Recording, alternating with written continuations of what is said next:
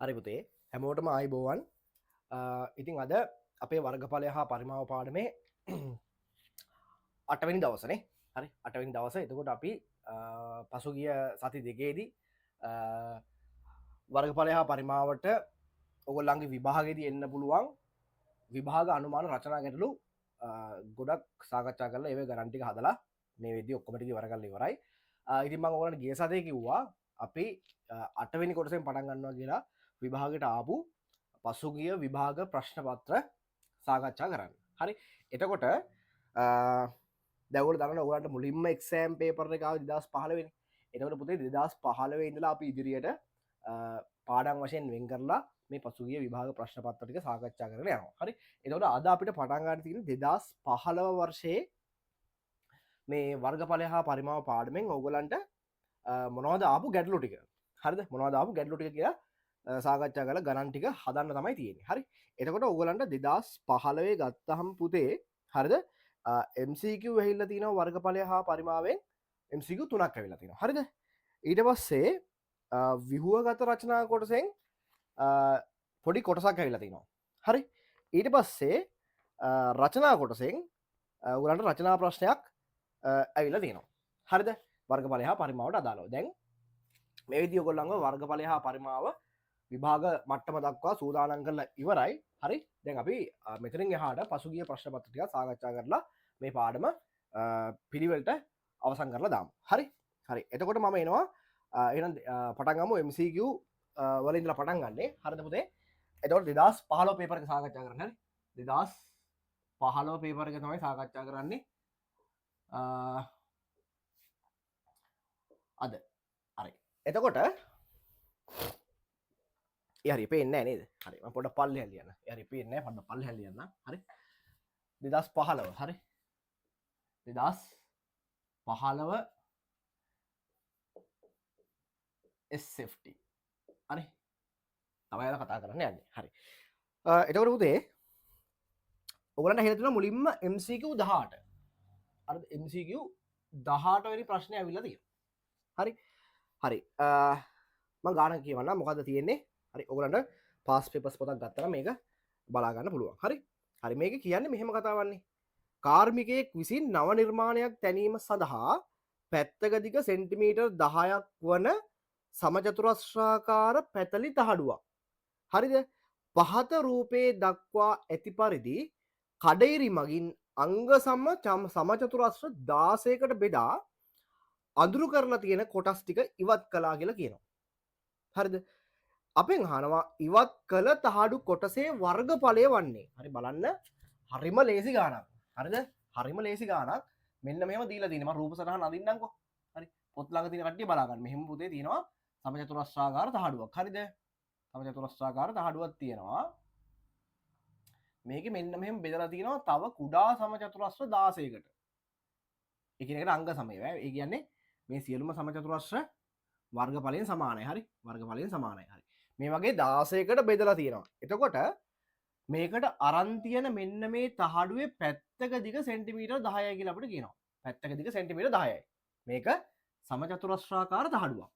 ඒ තහඩුව ආයි එකිනෙකට අංග සමවන සමචතුරස්‍ර කොටස් 16කට බෙදලා තියෙනවා. ඊට පස්සේ මේකේ මේ එක සමචතුරස්‍රයක් පුතේ ආයේ මෙහෙම කොටස් දෙකකට වෙන් කරලා තියෙනවා. අර එක සමචතුරස්‍රයක් කොටස් දෙකකට සමාන කොටස් දෙකකට වෙන් කරලා තියෙනවා ත්‍රිකෝණ 60 හරිද? එතකොට මේකේ මෙන්න මේ ත්‍රිකෝණ කොටස් ටික පාට කරලා තියෙනවා. අඳුරු කරලා තියෙනවා මෙන්න මේ කොටස් ටික. මෙන්න මේ කොටස් ටික මෙහෙම අඳුරු කරලා තියෙනවා. මම මේ ටික රූප සටහනේ ඇදලා පෙන්නන්නම්. හරි. මෙන්න මෙහෙම මේ කොටස් ටික අඳුරු කරලා තියෙනවා. ඊට පස්සේ මේ යටත් ඒ වැඩේ එහෙමම කරලා තියෙනවා. මෙහෙම. යටත් මේ විදිහට මේ වැඩේ කරලා තියෙනවා.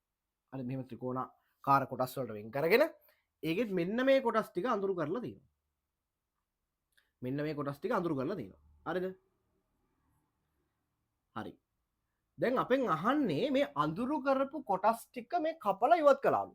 අඳුරු කරපු කොටස් ටික කපලා ඉවත් කළාලු. හරිද? අපෙන් අහන්නේ මේ ඉවත් කරපු කොටස් වල වර්ගඵලය.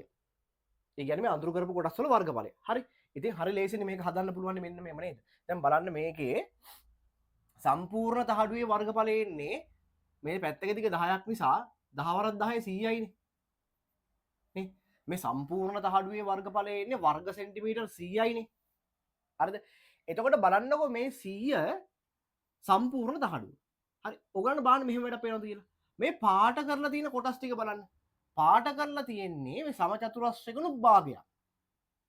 හරිද? සමචතුරස්‍ර කොටස් ඔක්කොම තියෙනවනේ. සමචතුරස්‍ර නම් 16ක් තියෙනවනේ. එහෙනම් මේ ත්‍රිකෝණ කොටස් වලට වෙන් කළොත් සමචතුරස්‍රයක් ත්‍රිකෝණ දෙකකට වෙන් වෙන නිසා ත්‍රිකෝණ කොටස් කීයක් තියෙනවද? 16 වගේ දෙගුණයක්. ඒ කියන්නේ 32ක් තියෙනවා. ත්‍රිකෝණ කොටස් 32ක් තියෙනවා. එතකොට ත්‍රිකෝණ කොටස් සම්පූර්ණ 32කින් පාට කරලා තියෙන්නේ ත්‍රිකෝණ කොටස් 8යි නේද? පාට කරලා තියෙන 8යිනේ. හරි. සම්පූර්ණ කොටස් 32කින් 8ක් තමයි පාට කරලා තියෙන්නේ. හරි. ඒතර අපි දන්නවා මුළු වර්ගඵලය 100යි. එහෙනම් 100න් 32කින් 8ක් තමයි පාට කරලා තියෙන්නේ. හරි. මුළු වර්ගඵලය හොයනවා නම් මේ අඳුරු කරපු කොටසේ අපි දන්නවා මුළු වර්ගඵලය සම්පූර්ණ සමචතුරස්‍රාකාර තහඩුවෙම 100යි. ඒකෙන් පාට කරලා තියෙන්නේ 32කින් පංගු 8යි. හරි. එතකොට මේක ගණනය කළාම අපිට උත්තරේ ගන්න පුළුවන් මේ බලන්න. මේක කෙලිම සුළු වෙනවා 8 වරක් කපන්න පුළුවන් අපිට නේද? 8 වරක් කෙලිම කැපුව එක 8 වරක් 1යි 8 වරක් 4 32යි. ඒ කියන්නේ 100න් 4න් 1යි. 100න් 4න් 1යි. හරි. 4 වරක් කැපෙනවා 25යි කියලා. 4 වරක් කැපෙනවා 25යි. එහෙනම් අපිට උත්තරේ එනවා අඳුරු කරපු කොටස් වල වර්ගඵලය වෙන්නේ වර්ග සෙන්ටිමීටර් 25යි. හරිද? බලන්න උත්තරයක් තියෙනවද කියලා. උත්තරයක් තියෙනවා. උත්තර අංක 2නේ. උත්තර අංක 2. උත්තර අංක 2. හරි. පැහැදිලිද? හරි. මේවා ටක් ගාලා හදන්න පුළුවන්. මේවා හදන්න තප්පර 3-4යි යන්නේ. හරි. තප්පර 3-4න් මේ වගේ MCQ එකක් ගහන්න පුළුවන්. හරි. ඊළඟට ආයි ඇවිල්ලා තියෙනවා පුතේ MCQ 19. හරි. MCQ 19 වෙනි එක ඇවිල්ලා තියෙනවා. හරි. ටිකක් හොඳයි. හරි ටිකක් හොඳයි ගන්න. හරි. හැබැයි හොඳට හිතන ළමයින්ට මේක අමාරු නෑ. හරිද? දැන් බලමු 19 මොකක්ද කියන්නේ? මේක කියනවා මෙහෙම කතාවක්. පැත්තක දිග සෙන්ටිමීටර් 1ක් වන ඝනක 4කින් ඕනෑම ඝනක දෙකක පෘෂ්ඨ දෙකක් සමපාත වන ලෙස තබා පෘෂ්ඨ වර්ගඵලය අවම වනසේ ඝන වස්තුවක් සාදා ගැනීමට අවශ්‍යව ඇත. මෙලෙස සාදාගත හැකි ඝන වස්තුවේ පෘෂ්ඨ වර්ගඵලය වන්නේ කියලා අහනවා. දැන් ගාන තේරුම් ගන්න මුලින්ම ගාන තේරුම් ගන්න. හරි. මම මේක මකලම කරන්න. දැන් ගාන කියන්නේ මොකද්ද පුතේ? හරිද? ගාන කියන්නේ මොකද්ද? මෙන්න මෙහෙම කතාවක් කියනවා. හරිද? මේගොල්ලෝ කියනවා පැත්තක දිග සෙන්ටිමීටර් 1ක් වන ඝනක 4ක් ගන්නවා. මම එකක් අදින්න මෙහෙම. මෙයාගේ පැත්තක දිග සෙන්ටිමීටර් 1යි. මේ වගේ ඝනක කීයක් තියෙනවා කියනවද? මේ වගේ ඝනක 4ක් අරගෙන හරිද? ඕනෑම ඝනක දෙකක පෘෂ්ඨ දෙකක් එකට අලවන්න පුළුවන්. හරිද? ඕනෑම ඝනක දෙකක පෘෂ්ඨ දෙකක් එකට අලවලා හරිද? ඒගොල්ලෝ හදනවලු මේ ඝනක 4ම පාවිච්චි කරන ඝන වස්තුවක්. හරිද? එතකොට අපිට තේරෙන්න ඕනේ දැන් මේ ඝනක මේ වගේ 4ක් තියෙනවානේ. හරිද? මේ වගේ 4ක් තියෙනවානේ. හරිද? එතකොට ඒ 4 පෘෂ්ඨ දෙකක් එකට හිටිනට අලවන්න පුළුවන් ආකාර කිහිපයක් තියෙනවා. හරිද? හැබැයි මේගොල්ලෝ පොඩි කන්ඩිෂන් එකක් දාලා දිනවා. මොකද්ද? දැන් අපි දන්නවා මේ ඝනක 4 අපිට කැමති විදියට අලවලා ඝන වස්තුවක් හදාගන්න පුළුවන්. හැබැයි මේගොල්ලෝ අහන්නේ මෙලෙස සාදාගත හැකි ඝන වස්තුවේ පෘෂ්ඨ වර්ගඵලය. ඒ කියන්නේ පෘෂ්ඨ වර්ගඵලය අවම වන විදියට. ඒ කියන්නේ ඕගොල්ලෝ දැන් ඝනක 4 සෙට් කරලා හදන ඝන වස්තුවේ පෘෂ්ඨ වර්ගඵලය අවම වන විදියට හදන්න පුළුවන් ඝන වස්තුවේ පෘෂ්ඨ වර්ගඵලය කොච්චරක් වෙනවද කියලා අහනවා. හරි. දැන් හිතන්නකෝ මම නිකන් ඕගලන්ට දැන් මේ ඝන වස්තු ටික සෙට් කරන්න පුළුවන් කොහොමද කියන එක ගැන පොඩි අයිඩියා එකක් දෙන්න. හරි. දැන් හිතන්න මෙහෙම. හරි. හිතන්න මෙහෙම. හරි මං අදිනවා මෙහෙම පුතේ. හරි. මම එකපාර ඝනක 4 මං එක පෙළට සෙට් කරන්නම්කො මෙහෙම. පොඩ මේකෙන් ඔලුවට අයිඩියා එකක් ගන්න. හරි. ඝනක 4 මම මෙහෙම එක පෙළට සෙට් කරනවා. එතකොට ත්‍රිමාන වැන්දොත් මෙහෙම තියෙයි. ත්‍රිමාන වැන්දොත් මෙහෙම තියෙයි. හරි. එතකොට ඒගොල්ලෝ කියන්නේ මෙන්න මේ වගේ කතාවක්. හරි. දැන් මේ තියෙන ඝනක 4 මම එක පෙළට සෙට් කරනවා. ඝනක 4 මම එක පෙළට සෙට් කරලා තමයි මේ තියෙන්නේ. හරිද? එතකොට දැන් මේ වගේ හදන්න පුළුවන් තව ක්‍රම තියෙනවනේ. මේක මේ විදියට නැතුව මේක ඕනනම් මේ ඝනක ගෙනල්ලා යටින් ඝනක 3ක් එක පේලියට ගහලා මේක යටින් ගෙනල්ලා සෙට් කරන්න පුළුවන්. හරිද? ඔය වගේ විවිධ ආකාර වලට ඔයාට මේ ඝනක සෙට් කරගන්න පුළුවන්. හරිද? පැහැදිලිද? එතකොට ඒගොල්ලෝ කියන්නේ ඔයාට මේ හදාගන්න පුළුවන් විවිධ ආකාර තිබ්බට ඔයාගෙන් අහන්නේ අවම වර්ගඵලයක් එන විදියට හදන්න පුළුවන් ඝන වස්තුවේ පෘෂ්ඨ වර්ගඵලය කීයක් වෙනවද කියලා. හරි. දැන් මෙහෙම කරමුකෝ. මුලින්ම මට කියන්න මේ ඝනකයක පෘෂ්ඨ වර්ගඵලය කීයක් එනවද? මේ ඝනකයක පෘෂ්ඨ වර්ගඵලය කීයක් එනවද? දැන් අපි දන්නවා මේ එක මුහුණතක් ගත්තොත් මේ එක මුහුණතක් ගත්තොත් පුතේ වර්ග සෙන්ටිමීටර් එකයිනේ වර්ගඵලය. නේ එක මුහුණතක් ගත්තොත් වර්ගඵලය වර්ග සෙන්ටිමීටර් එකක් වෙනවනේ. එතකොට මේකේ පැති 6ක් නැත්තම් මුහුණත් 6ක් තියෙනවනේ. එහෙනම් මේ ඝන වස්තුවේ මේ ඝනකයේ පෘෂ්ඨ වර්ගඵලය ගත්තොත් එහෙම 6යි වර්ග සෙන්ටිමීටර් කියලා ලියන්න පුළුවන්. 6යි වර්ග සෙන්ටිමීටර් කියලා ලියන්න පුළුවන්. 6යි වර්ග සෙන්ටිමීටර් කියලා ලියන්න පුළුවන්. හරිද? දැන් මෙතන ඝනක හතරක් තියෙනවානේ. මෙතන ඝනක හතරක් තියෙනවා. දැන් මේක ඝනක හතරක් අපි එකිනෙකට දැන් මම මේ ගාන මේ MCQ එකක් මම මේ හිමීට අරන් කියලා දෙන්නේ. හරි මේක තේරුම් ගන්න බලන්න. හරි. දැන් මේකේ ඝනක හතර එකිනෙකට මෙහෙම අලවලා තියෙනවනේ එක පෙළට. එතකොට දැන් මේක ඇලෙව්වට පස්සේ මේ තියෙන ඝනකාභයක්. මේක එකට ඇලෙව්වට පස්සේ මේක තනි ඝන වස්තුවක් බවට පත් වෙනවා. නැත්නම් සංයුක්ත ඝන වස්තුව. මේක මොකද්ද? ඝනකාභය. එතකොට මේ ඝනකාභයේ මුළු පෘෂ්ඨ වර්ගඵලය හොයන්න කියලා කිව්වොත් එතකොට කාට හරි කියන්න පුළුවන්ද මෙහෙම? එකක 6ක් නිසා මෙතන 4ක් ඉන්නවා. එතකොට 6 වරක් 4 24යි වර්ග සෙන්ටිමීටර් කියලා කියන්න පුළුවන්ද? කවුරු හරි කියයි එහෙම. හරි 24යි වර්ග සෙන්ටිමීටර් කියලා කියයි. හරිද උත්තරේ? ඇයි? කවුරු හරි කියයි මේකේ 6ක් තියෙනවානේ. ඉතින් ඒ වගේ 4ක් මෙතන තියෙන්නේ. ඒක නිසා 6 වරක් 4 24යිනේ කියලා කියන්න පුළුවන්. නෑ වැරදි. මේ තියෙන්නේ සියලුම මුහුණත් වල වර්ගඵලය 6ක් වර්ග සෙන්ටිමීටර් වුණාට මේ බලන්න මෙතන වෙන වැඩේ. හරිද? මේ ගාන ලේසියෙන් හදන්න පුළුවන් මෙහෙමයි. හරිද? මේකේ බලන්න පුතේ මම මේ මෙතන මේ මුහුණට මම මෙහෙම අදින්නම් ඔයගලන්ට පේන්න. හරිද? ඔය අලවලා තියෙන මුහුණ තමයි මම ඇඳා. කඩේරිය වලින් දාලා තියෙන අලවලා තියෙන මුහුණ. එතකොට ඒ මුහුණත වෙනුවෙන් හරිද මේ ඝනක දෙකේම මුහුණත් දෙකක් නැති වෙලා ගිහිල්ලා නේද? ඇයි? මේ ඝනකයේ මේ පැත්තේ මුහුණතයි මේ මම මෙයාට දාන පළවෙනි ඝනකය කියලා තේරුම් ගන්න බලන්න. මේක දෙවෙනි ඝනකය කියලා දාන්නම්. හරිද? පළවෙනි ඝනකයේ දකුණු පැත්තේ තියෙන මුහුණතයි දෙවෙනි ඝනකයේ වම් පැත්තේ මුහුණතයි දෙක එකට ෆිට වෙලානේ මෙතන ඇලවිලා තියෙන්නේ. එහෙනම් එතනින් මෙන්න මෙතන ඇලවුන් ධාරයේ මුහුණත් කීයක්ද දෙකක් අඩු වෙලා ගිහිල්ලා. දෙකක් අඩු වෙලා ගිහිල්ලා. ඇලවුන් ධාරය නිසා මේ ඇලවුන් මුහුණත නිසා හරිද? සමචතුරස්‍ර දෙකක් නැති වෙලා යනවා. එහෙනම් මෙතනත් ඒ කතන්දරේ වෙනවනේ මේ. මෙතනත් තියෙනවා ඇලවුන් මුහුණත. එහෙනම් එතනනුත් සමචතුරස්‍ර මුහුණත් දෙකක් නැති වෙලා යනවා. මෙතනත් තියෙනවා ඇලවුන් මුහුණතක්. එහෙනම් එතනනුත් සමචතුරස්‍ර මුහුණත් දෙකක් නැති වෙලා යනවා. හරිද? එහෙනම් මේ ඝන වස්තුවේ මුළු පෘෂ්ඨ වර්ගඵලය ගත්තොත් හරිද? ඝනක 4 වර්ගඵල ගත්තොත් වර්ග සෙන්ටිමීටර් 24ක් වෙනවා. ඒකෙන් අඩු වෙන්න ඕනේ පුතේ. මුහුණත් කීයක්ද? මේ මුහුණත් 2යි 4යි 6ක්. මුහුණත් 6ක වර්ගඵල අඩු වෙන්න ඕනේ. හරිද?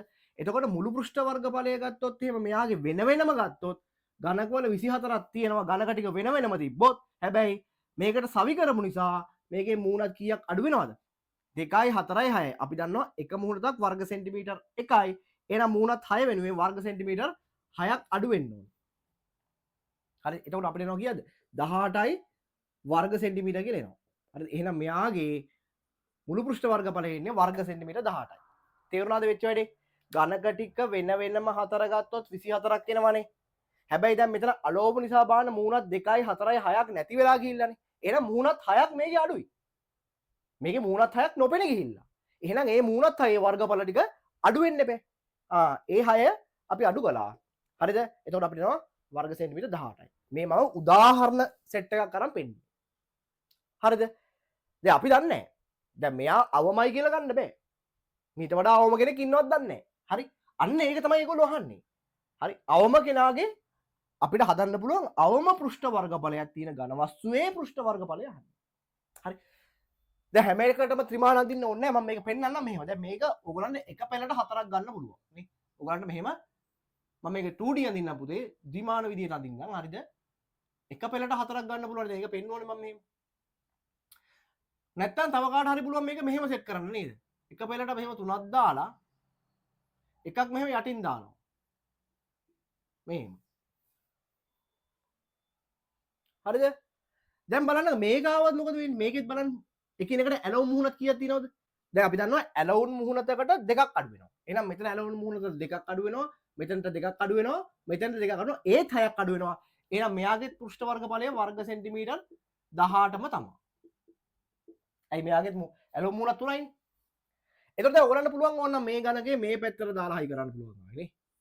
හරිද? මෙහෙම තුන් දෙනා ඉන්නවා පෙළට. මෙයා ඕන නම් මෙහෙට දාලා හයි කරන්න පුළුවන්. මෙයා ඕන නම් මේ පැත්තට මෙතෙන්ට හයි කරන්න පුළුවන්.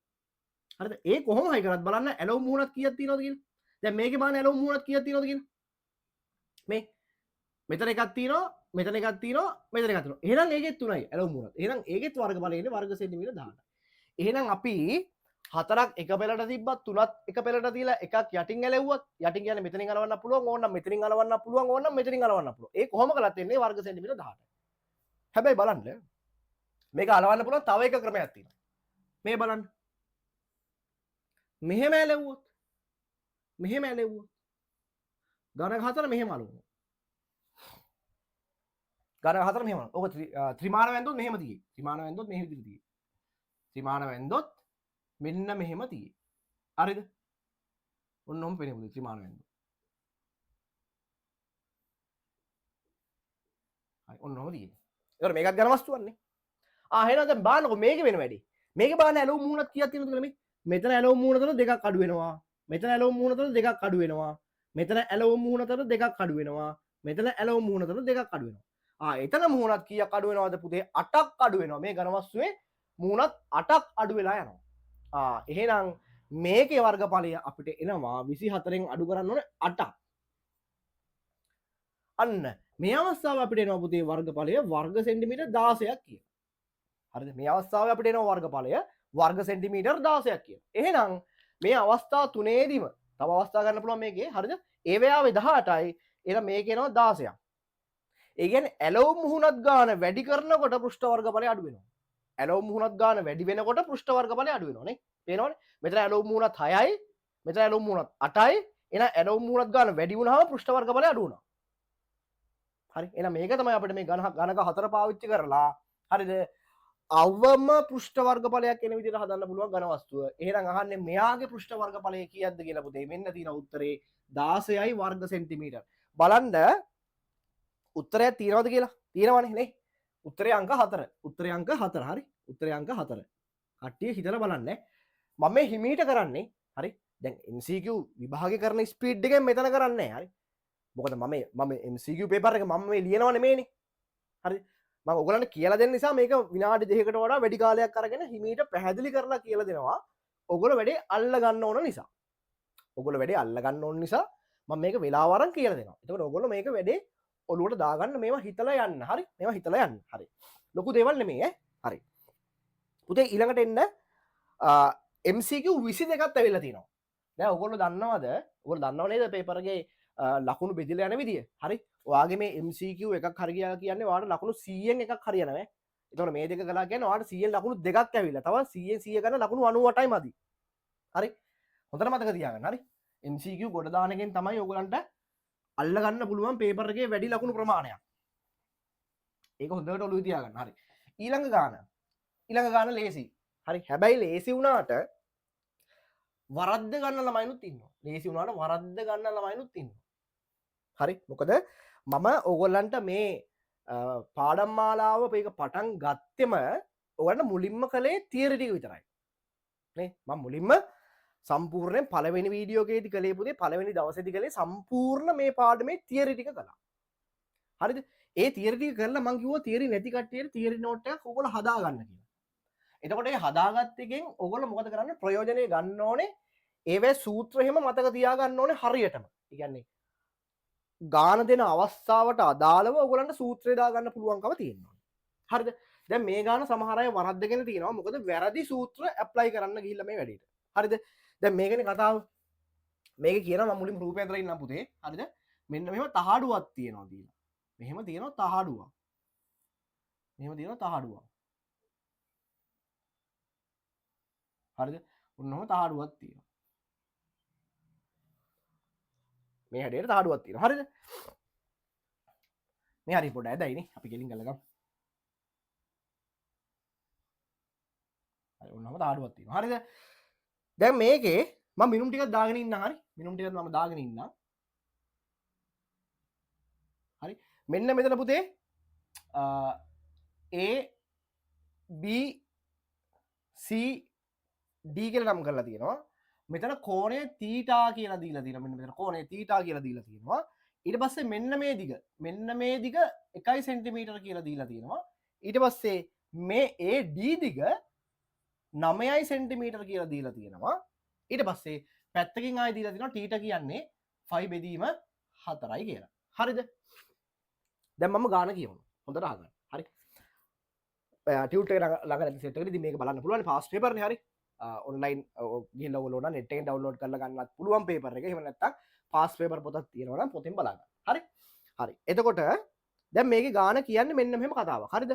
පුනීලයක් සාදා ඇත්තේ ලෝහ තහඩුවකින් කපා ගන්නා ලද රූපේ දැක්වෙන මාන සහිත මාන කියන්නේ මිනුම්. හරිද? සහිත වෘත කේන්ද්‍රික ඛණ්ඩයේ ABCD ලෙසින් දක්වා ඇති කොටස භාවිතයෙනි. හරිද?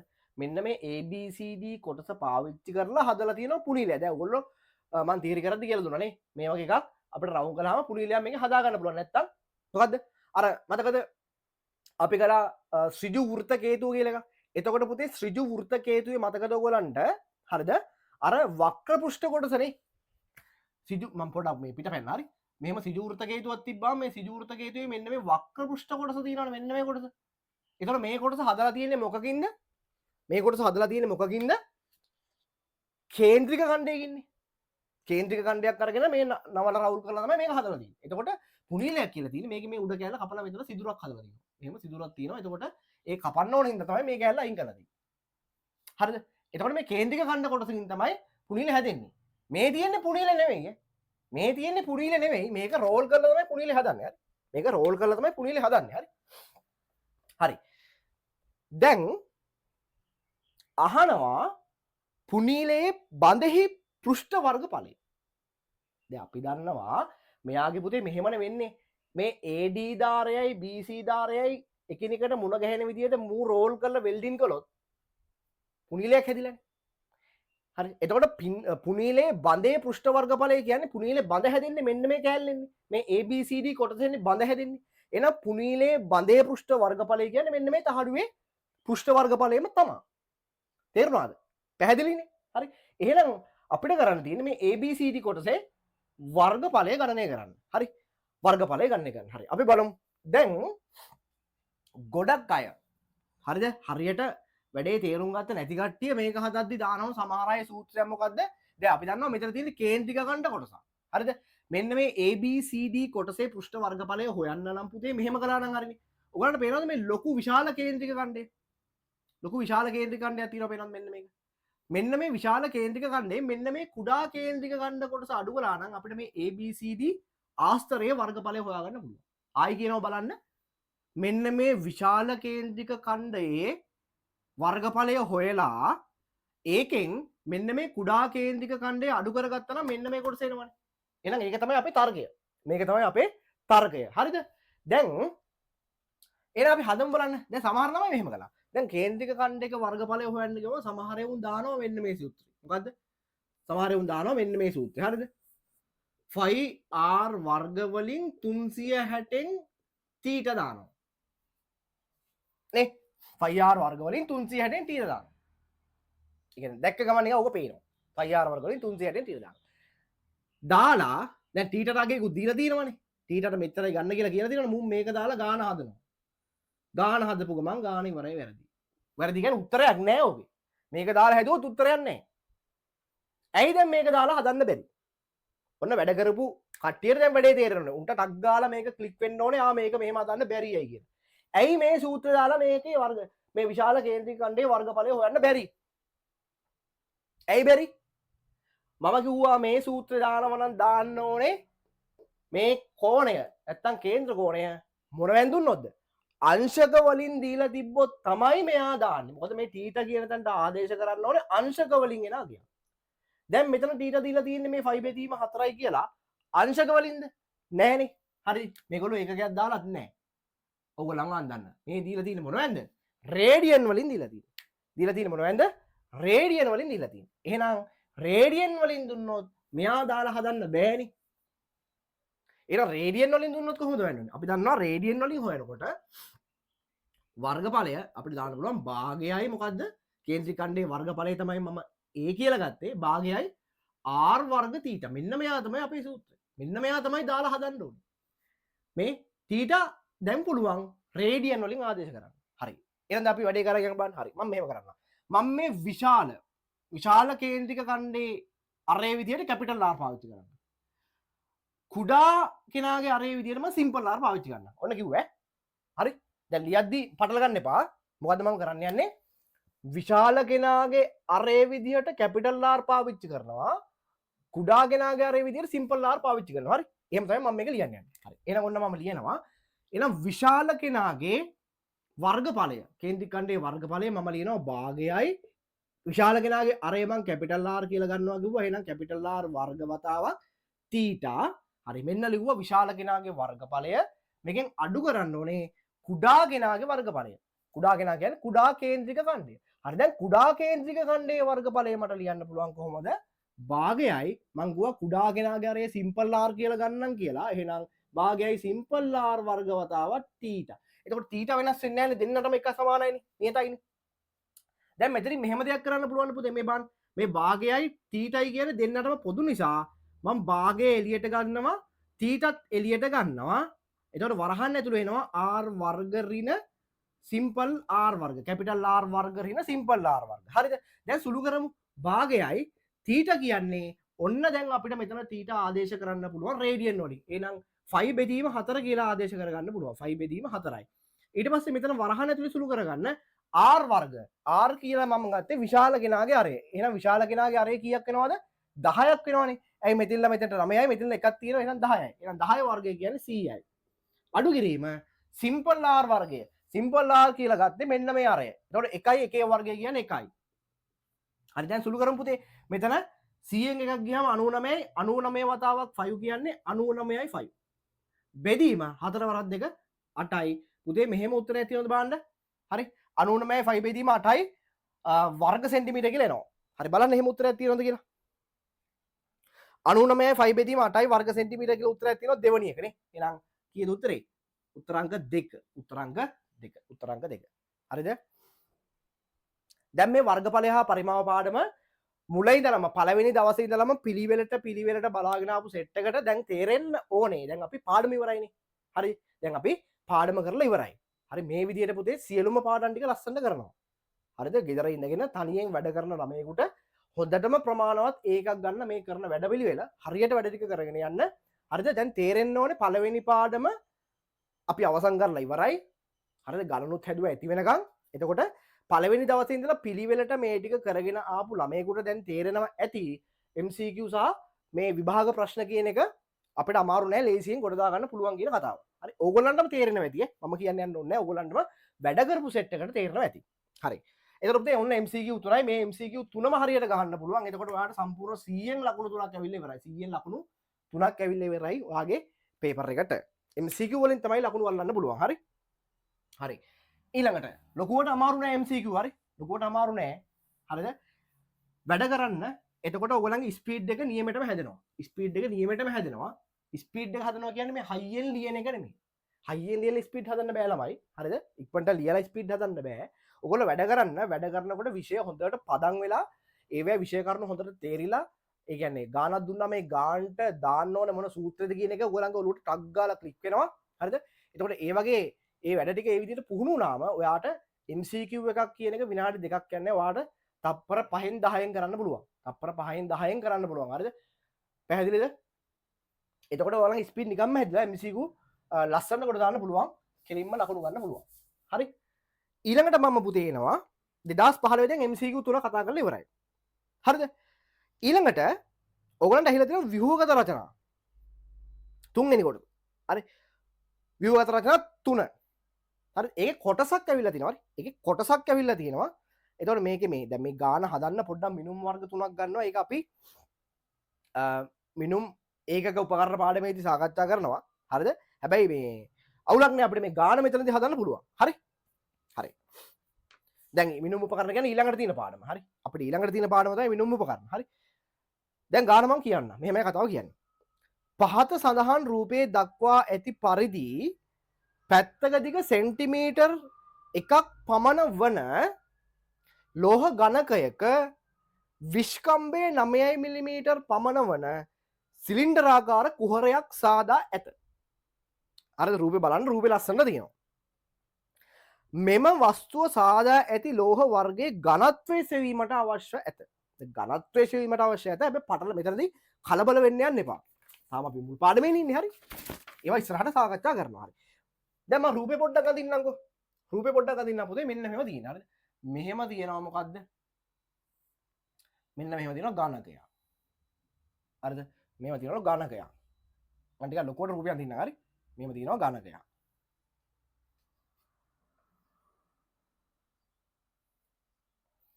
මෙහෙම තියෙනවා ඝනකයක්. හරිද?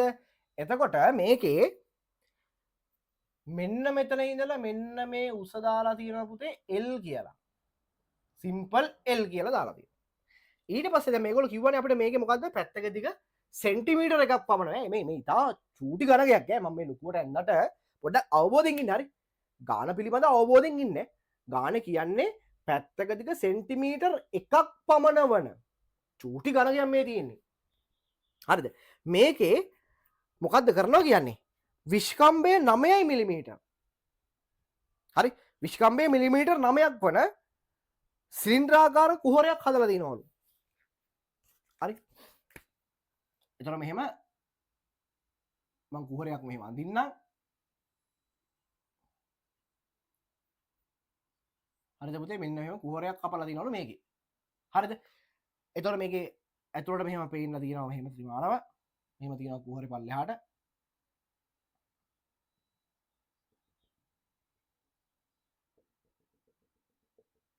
ඔන්නම කුහරයක් කපලා තියනවලු. හරිද? හරි. ඊට පස්සේ පුතේ මෙන්න මේකේ හරිද? ටුටක් ඇතයි වගේ නේ. මෙහෙම කරමු ලස්සනට. හරි. මේකේ ආයෙත් දීලා තිනවා මෙන්න මේ කපපු සිලින්ඩරයේ උස. මේ ඇතුළට අපි හැරුවන සිලින්ඩරයක්. මේ සිලින්ඩරයේ උස h කියලා දීලා තියෙනවා. මේ මෙන්න මේකේ පුතේ විශ්කම්භය මේ අපි සාදපු කුහරයේ විශ්කම්භය මේක මම මෙතනින් අදින්න d කියලා දීලා තියෙනවා. සිම්පල් d කියලා දීලා තියෙනවා. හරිද? ඔතරයි දීලා තියෙන්නේ. හරි ලේසි ඈ. හරිද? ඝනකයක් තියෙන්නේ. එහෙනම් පැත්තක දිග සෙන්ටිමීටර් 1යි නැත්නම් මිලිමීටර් 10යි. හරිද? එතකොට යාගේ පැත්තක දිග තමයි ඇත්තටම මේ L කියලා දීලා තියෙන්නේ. හරි? ඊට පස්සේ මෙයාගේ ඇතුලේ මූණතක කපනවා මොකද්ද?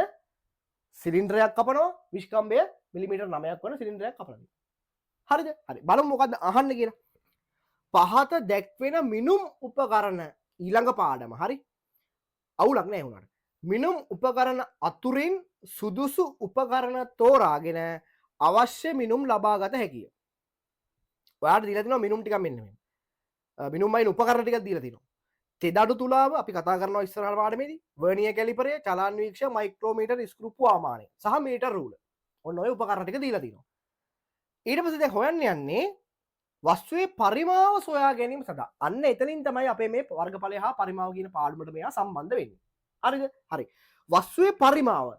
දැන් මේක මොකද්ද? මේ ඝනකයක් නෙමෙයි ඝනකයේ සිලින්ඩරයක තාරලා කුහරයක් තියෙන ඝනකයක් ඈ. ඇතුලේ කුහරයක් තියෙන ඝනකයක්.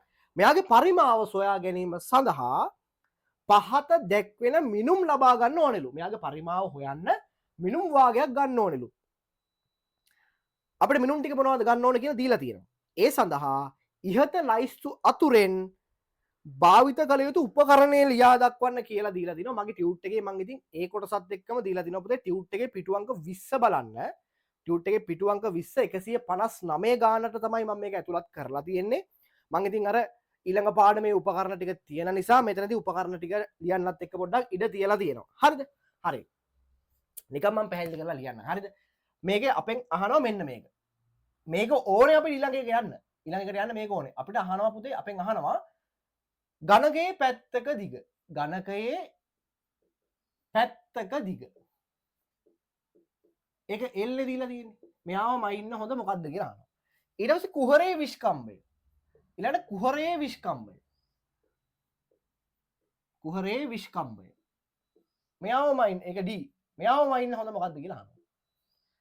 ඊළඟට කුහරයේ ගැඹුර. කුහරයේ ගැඹුර. කුහරයේ ගැඹුර අපිට දීලා තියෙනවා h කියලා. එයාවම ඉන්න හොඳ මොකද්ද කියලා අහනවා. හරිද? දැන් මේ ඝනකයේ පුතේ ආසන්න වශයෙන් සෙන්ටිමීටර එකක් වගේ කියලානේ කියන්නේ. එහෙනම් මීටර රූල කොහොමත් හරියන්නේ නැහැ. හරිද මීටර් රූල කොහොමත් හරියන්නේ මීටර් රූලේ මේ වගේ එකක් මයින්න බෑ පාඨාංගය අපි නිවැරදි පාඨාංගයක් කියලා පිළිගන්නේ නැහැ එතකොට හරි ඒවා ඉස්සරහා පාඩමේදී ප්‍රතිශත දෝෂයත් එක්ක කියලා දෙනවා හරි හරි දැන් මෙතන මේ පොඩ්ඩක් මම මේක ලියන්නම් ඉතින් හරි ඔයගොල්ලෝ කලබල වෙන්න අවශ්‍ය නැහැ අපි ඉස්සරහට කරන උපකරණ ටික ඝනකයේ පැත්තක දිග පුතේ මෙතන වයින්න පුළුවන් මේ සෙන්ටිමීටර් එකක් පමණවන කියලා කිව්වම අපිට මෙතන උපකරණ දෙකක් තියෙනවා මේක මයින්න පුළුවන් එකක් වර්නියර් කැලිපරෙන් මයින්න පුළුවන් එක්ක නැත්නම් මයික්‍රෝමීටර් ස්ක්‍රූප්පු ආමානයෙන් මයින්න පුළුවන් හරිද එතකොට වඩා සුදුසු උත්තර දෙකක් තියෙනවා එකක් වර්නියර් එකක් වර්නියර් කැලිපරය අනික පුතේ මයික්‍රෝමීටර් ස්ක්‍රූප්පු ආමානය හරිද මයික්‍රෝමීටර් ස්ක්‍රූප්පු ආමානය ඔය දෙකෙන් එකක් පාවිච්චි කරලා මේ දිග මයින්න පුළුවන් ඊට පස්සේ කුහරේ විස්කම්භය කුහරේ ඇතුලේ විස්කම්භය හරිද එතකොට මේ කුහරේ විස්කම්භය මයින්නත් අපිට වර්නියර් කැලිපරේ පාවිච්චි කරන්න පුළුවන් හරිද වර්නියර් කැලිපරේ පුතේ තියෙනවා අභ්‍යන්තර හණු කියලා හරිද නැත්නම් ඔව් අභ්‍යන්තර හණු එතකොට මේ ඇතුළත හණු කියලාත් කියනවා හරිද ඒ හණු පාවිච්චි කරලා ඒ හණු දෙක මේක ඇතුළට දාලා ඉවරලා අපිට මේ ඇතුලේ විස්කම්භය මයින්න පුළුවන් එතකොට වර්නියර් කැලිපරේ විතරක් නෙමෙයි පුතේ තව උපකරණයක් තියෙනවා චලාන්වීක්ෂය කියලා හරිද ඒකෙත් යම්කිසි පොඩි දෙයක් තියෙනවා අපිට කරන්න මේක අන්වීක්ෂයෙන් බලලා අපිට මේකේ විස්කම්භ වෙන ගන්න පුළුවන් එතකොට චලාන්වීක්ෂයත් අපිට පාවිච්චි කරන්න පුළුවන් චලාන්වීක්ෂයත් පාවිච්චි කරන්න පුළුවන් හරි කලබල වෙන්න එපා කවුරුත් කලබල වෙන්න එපා තාම ඔයගොල්ලෝ පළවෙනි පාඩමේ ඉන්නේ උපකරණ ටික කරලා නැහැ උපකරණ ටික තියෙන දෙවෙනි පාඩමේ උපකරණ ටික ලස්සනට කරනවා ලස්සන කළාට පස්සේ මේක තේරෙනවා මම මේ නිකම් මේක ගත්තේ අපිට අවශ්‍ය වෙන්නේ ඇත්තටම මෙන්න මේ LD H කියන තුන් දෙනා සම්බන්ධ කරලා ඉතුරු කොටස ආන ප්‍රශ්න ටිකට උත්තර ලියන්න පුළුවන් මම ඉතින් නිකන් ඊළඟ පාඩමේ අපි මේකට එන නිසා පොඩ්ඩක් වචන ටික හරි හුරු වෙන්න කියලා තමයි මේක ලියන්නේ හරි ඊළඟට කුහරේ ගැඹුර පුතේ මෙන්න මේ කුහරේ ගැඹුර වෙනගන්න මෙතන තියෙන අපිට මීටර් රූල එහෙම මේක අස්සට දාලාම ඉන්න බෑ මොකද මේක පැත්ත දිගත් සෙන්ටිමීටර් 1යි එහෙනම් අනිවාර්යෙන් කුහරේ සෙන්ටිමීටර් 1කට වඩා අඩු ඇති මීටර් රූලක් මේක අස්සට රිංගවලම ඉන්න බෑ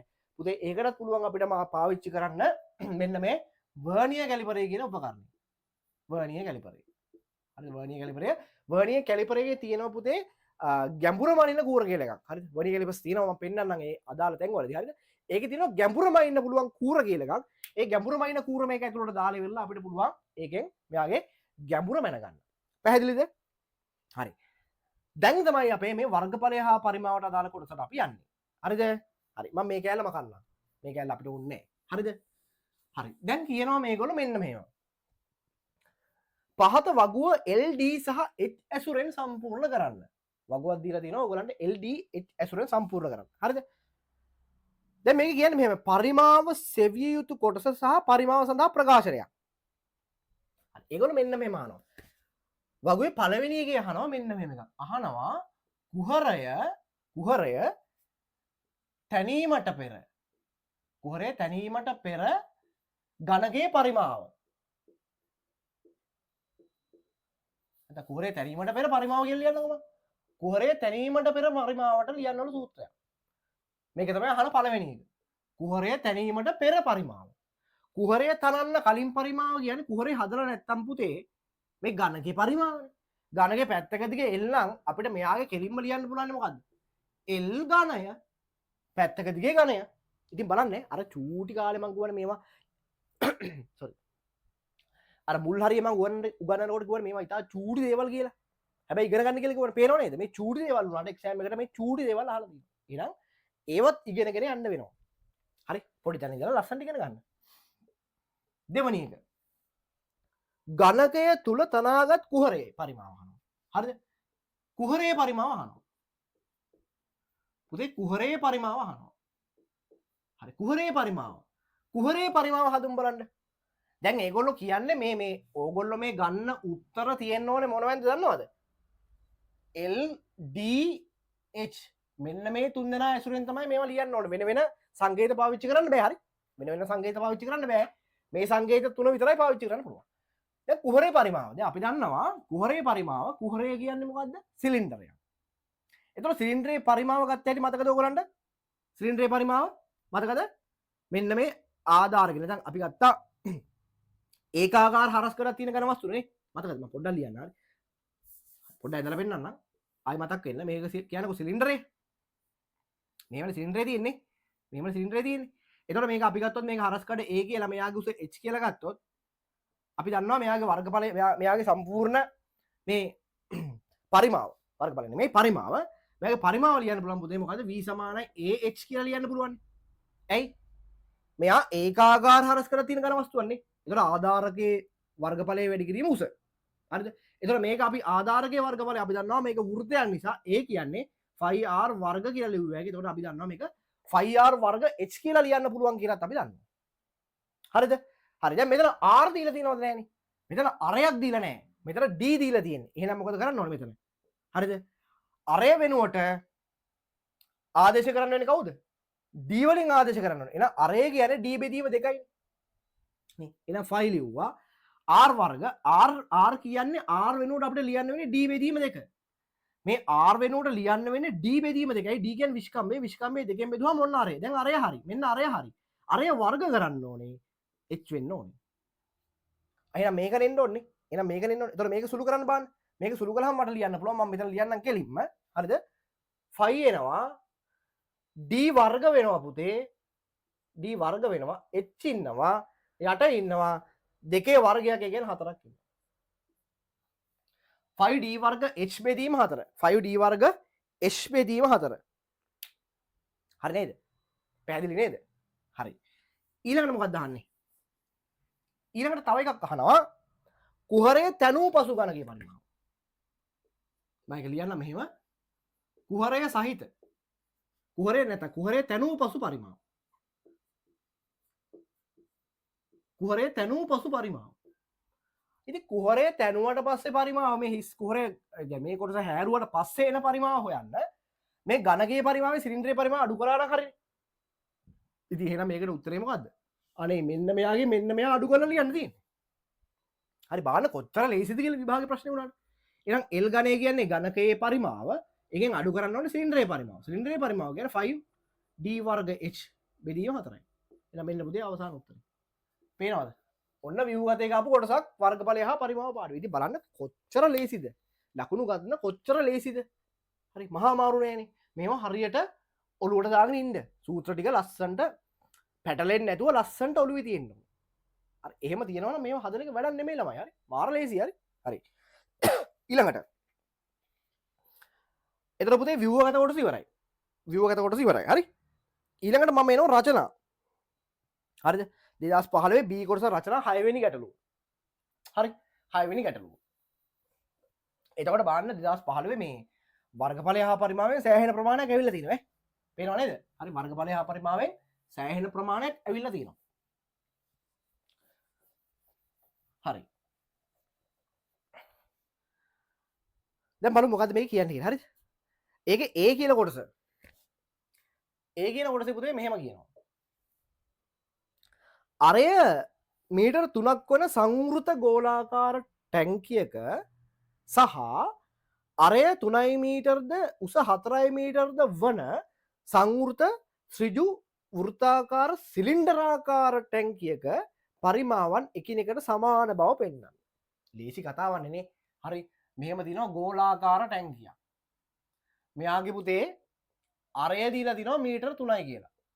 මම මේ ගෝලාකාර ටැංකිය අරේ කැපිටල් R කියලා ගන්නම් ඈ. කැපිටල් R කියලා ගන්නම්. ඊළඟට තව තියෙනවා සිලින්ඩරාකාර ටැංකියක්. තව තියෙනවා මේව සිලින්ඩරාකාර ටැංකියක්. හරිද? එතකොට මෙයාගේ අරය මීටර් 3යි. හරි මම මෙයාගේ අරේ සිම්පල් R කියලා දාන්නම්. එයා මීටර් 3යි කියලා දීලා තියෙනවා. මේ අරයමයි තියෙන්නේ. හරිද? උස මේ උස මම සිම්පල් h කියලා දාගන්නම්. ඒක මීටර් 4යි කියලා කියනවා. මේ දෙන්නගේ පරිමා එකිනෙකට සමාන බව පෙන්වන්න තියෙන ඉතින් මහ ලොකු දෙයක්ද? කෙලින්ම මේ මොකක්ද අහලා තියෙන්නේ? හදන්න මුකුත් නැහැ. ගෙඩි පිටින් අහලා තියෙන්නේ මොකද්ද? තියරියක්. එහෙනම් ලියන්න තියෙන්නේ. හරි.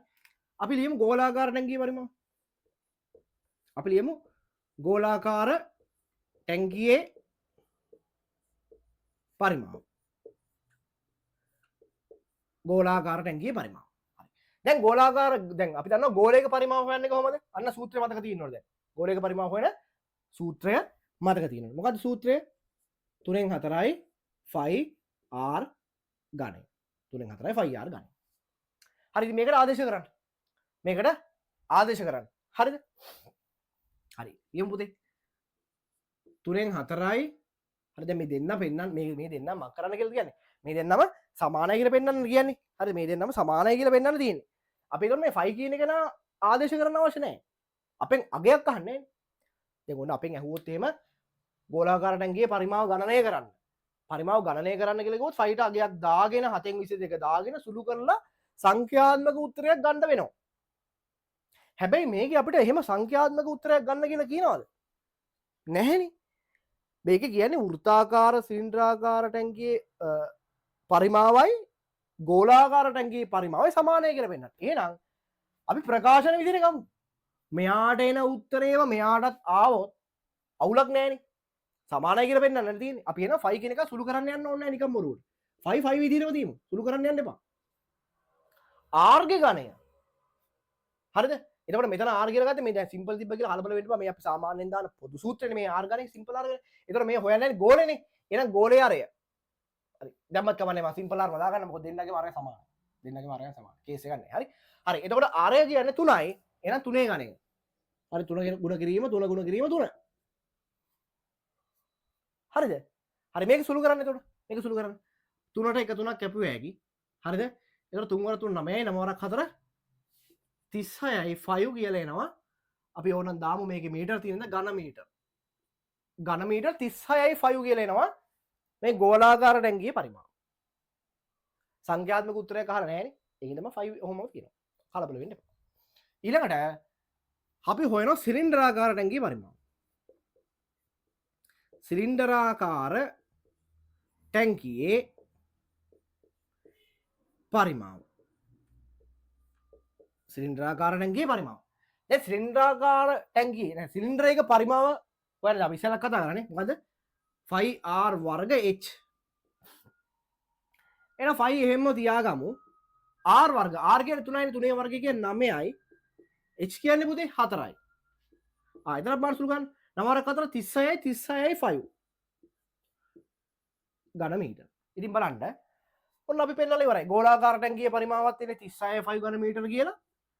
සිලින්ඩරාකාර ටැංකියේ පරිමාවත් එන්නේ 36යි 5 ඝන මීටර කියලා. ඉතින් බලන්න කොච්චර ලේසිද? කොච්චර ලේසිද මේ ලකුණු ගන්න අමාරුද? හරියට වැඩ කරනවා නම් මේව අමාරු නෑනේ. හරි මෙහෙම තමයි. හරිද? මෙහෙම තමයි. සම්පූර්ණ සිලබස් එකේ තියෙන සියලුම පාඩම් මේ වගේ. හරියට කළොත් මුළු සිලබස් එකේම පාඩම් ටික මාරම ලේසි. විභාග ප්‍රශ්නේ ලස්සනම කරන්න පුළුවන්. හරි? වැඩේ තියෙන්නේ ඕගොල්ලෝ අතේ පුතේ කැප වෙන්න මහන්සි වෙන්න වැඩ ටික කරන්න. හරි? හරි? වැඩ ටික කරන්න. එතකොට ලස්සනට කොට යනවා මෙහෙම. මම කිව්වේ ඒක නේ සිලබස් එකේ තියෙන සියලුම පාඩම් ටික නිකන් අර පෙරලලා බලලා බය වෙන්න එපා. බය වෙන උන්ට අපරාධ ගමනක් යන්න බැරි වෙනවා. ඔක්කොම ටික දිහා බලලා බය වෙනවා වෙනුවට පාඩමෙන් පාඩම පුළුවන් කරගන්න. බලන්නකො මේ විදිහට කරලා. හරි දැන් මේ විදිහට කරලා දැන් අපි ඊළඟට යනවා මිනුම් උපකරණ ඒකක. හරි ඒක ගා මිනුම් උපකරණ පාඩම කරනවා ලස්සන. ඊට පස්සේ යනවා පයිතගරස් වල සුපිරි ගණන් ටිකක් තියෙනවා. පයිතගරස් හොඳට කරනවා. හරි. ඒකෙත් හොඳ ගණන් තියෙනවා. එතකොට ඒක කරනවා. ඊට පස්සේ අපි ජීව විද්‍යාව කොටසට යනවා. ඊට පස්සේ බලය වගේ යනවා. ඒතකොට බලය වගේ එද්දි ඔයගලන්ට තේරෙනවා මේ එතකොට මේ SFT කියන විෂය ඔයගලන්ගේ ඇඟට ඇවිල්ලා. බලය පාඩම එහෙම ලස්සනට කළාම පස්සේ ඔයගලන්ට ඔන්න දැන් පුළුවන් අවුලක් නැහැ. හරි. බාන්නක බලය කළාට පස්සේ හරි. එතකොට එනවා ඇඟට ගැම්ම. හරි. ඒ වෙනකම් වැඩේ අල්ලගෙන යන්න. දැන් ඔන්න ඒ කතාව ඉවරයි. පළවෙනි කොටස ඉවරයි. දැන් ඊළඟට මෙන්න එහෙම කතාවක් කියනවා. B කොටස හරි.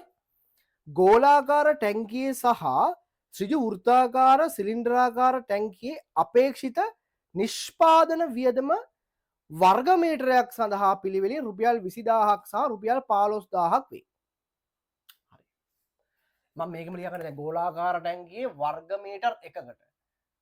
මීටර එකකට නිෂ්පාදන වියදම රුපියල් 20000යි. මෙයාගේ රුපියල් 20000ක් යනවා.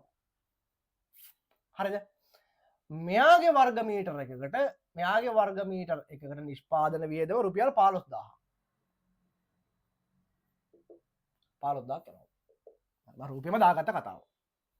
විභාගෙත් එහෙම කරන්න ඕගොල්ලෝ රූප සටහන ඇඳලා ඒවෙම ලකුණු කරගන්න. එතකොට අපිට ආයි ගාන කීව ඉන්න ඕනේ. වෙලාව ඉතුරු වෙනවා. හරි?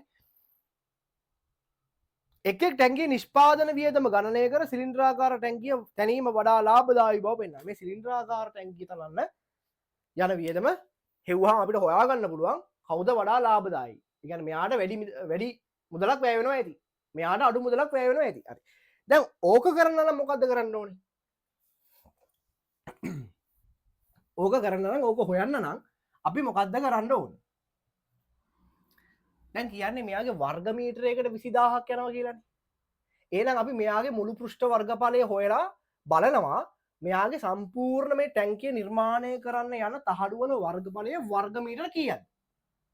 ඒතර වර්ග මීටරයක් කියන්නේ මෙච්චර නම් හිතන්නකො මෙයාගේ වර්ග මීටර 5යි කියලා. නිකන් හිතන්නේ. මෙයා ගණනය කළාම මෙයාගේ මේ තහඩු ටිකට වර්ග මීටර 5ක් යනවා. එහෙනම් වර්ග මීටරයක් ගන්න දන්නවනම් වර්ග මීටර 5 හොයන්න 5න් ගුණ කරා නම් මෙයාගේ මුළු වියදම එනවනේ. ඒ විදිහට පුතේ මෙයා කරන්න පුළුවන්. මෙයාගේ වර්ග මීටරයක් හදන්න 15000ක් යනවා. එතකොට අපි මොකද කරන්නේ? මෙයාගේ තව පෘෂ්ඨ වර්ගඵලය හොයලා බලනවා වර්ග මීටර කීයක් යනවද මෙයාගේ තහඩු වලට. පැහැදිලිද? එතකොට අපිට මේ ගානෙන් ගුණ කරගෙන මෙයාට යන වියදම හදන්න පුළුවන්. හරි? හරි. දැන් ගානේ හොඳ තැනක් බලන්න තියෙනවා. හරි. ගානේ පළවෙනි එකේ කියනවනේ මේ දෙන්නම මොකද? සංවෘත මෙයත් මොකද්ද? දැන් සමහර ළමයිට ඊළඟට පැටලෙනවා උතන.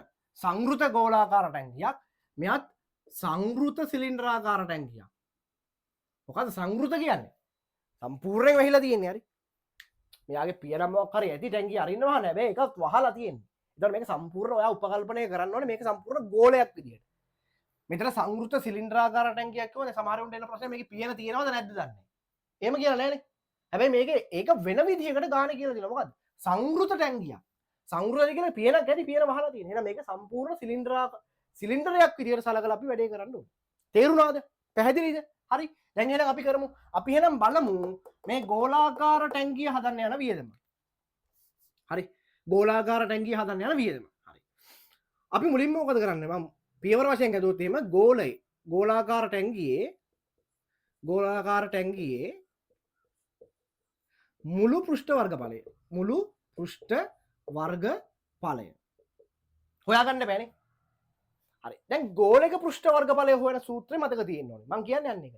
ඔය ටික මතක තියෙන්න ඕනේ පුතේ. ඔය ටික ඔයගොල්ලෝ ලස්සනට ලිස්ට් එකක් හදලා print out එකක් අරගෙන රූප සටහන් එක්ක ඔයගොල්ලෝගේ පාඩම් කරන තැන බිත්තිය අලවලා තියාගන්න. එතකොට සැරෙන් සැරේ ඔක පේනකොට අර රූප සටහන් එක්ක දැකලා ඔක හොඳට මතක හිටිනවා. හරි. දැන් ගෝලාකාර ටැංකියේ මුළු පෘෂ්ඨ වර්ගඵලය හොයන්න ඕනේ. හරිද? දැන් ගෝලයක පෘෂ්ඨ වර්ගඵලය හොයන්නේ මොකක්ද සූත්‍රය? 4r වර්ග. 4r වර්ගනේ. හරිද? 4r වර්ග. හරි. දැන් හදමු බලන්න. හරි. සුළු කරන්න බලන්න. 4යි 5 කියන්නේ එතකොට 7න් 22යි. දැන් සුළු කරන්න වෙනවා. හරි. මොකද අපිට අගයක් එවේ. 4යි 5 කියන්නේ 7න් 22යි. r වර්ග. r කියන්නේ කීයද? 3යි. එහෙනම් 3 වර්ගය කියන්නේ 9යි. හරිද? 4 ගුණ කිරීම 7න් 22 ගුණ කිරීම 9. හරිද? බලන්න ඔයගොල්ලෝ හදලා උත්තරයක් එනවා කීයක් එනවද කියලා.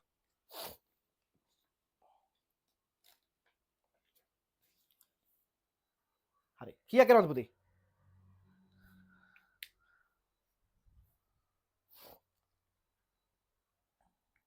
අපි හදලා බලමු කීයක් එනවද කියලා. හරි.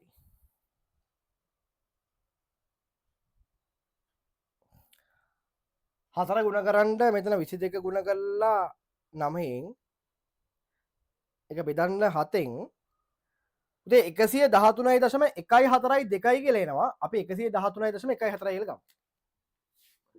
113.14යි එතකොට වර්ග මීටර කියලා එන්නේ. 113.14යි වර්ග මීටර කියලා එනවා. මේ හෙව්වේ වර්ගඵලය. දැන් අපිට අපෙන් අහන්නේ වියදමනේ. හරිද? එහෙනම් අපි ඊළඟ පියවර ලියමු. ගෝලාකාර අරක කෙලින්ම ගුණ කරලා හදන්න පුළුවන් ඉතින්. ඒකටම අගෙන් ගුණ කරලා ගන්න පුළුවන්. කමක් නැහැ. මම ඔයගලන්ට තේරෙන්න ඕන නිසා පියවර වශයෙන් කරන්න. හරි. ගෝලාකාර ටැංකිය සෑදීමට නැත්නම් ගෝලාකාර ටැංකියට යන වියදම කියලා ලියමු. ලේසි. යන වියදම. දැන් අපි දන්නවා වර්ග මීටර එකක් හදන්න 20000ක් ඕනේ. වර්ග මීටර එකකට 20000ක් ඕනේ. එහෙනම් වර්ග මීටර කීයක් තියෙනවද? 113.14ක් තියෙනවා. හරි මේක සුළු කරලා ගන්න උත්තරයක්. හරි මේක සුළු කරලා ගන්න උත්තරයක්. හරි අපි බලමු පුතේ හදලා. අපි ගුණ කරමු මෙතන 20000ක් තියෙනවා. ඒක ගුණ කරන්න ඕනේ 113.14න්. හරිද? අපිට එනවා මෙන්න මේ වගේක්.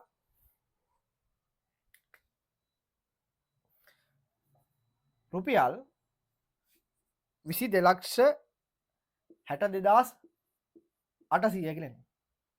හරි රුපියල් 22,62,800 කියලා එනවා. බලන්න හරිද කියලා.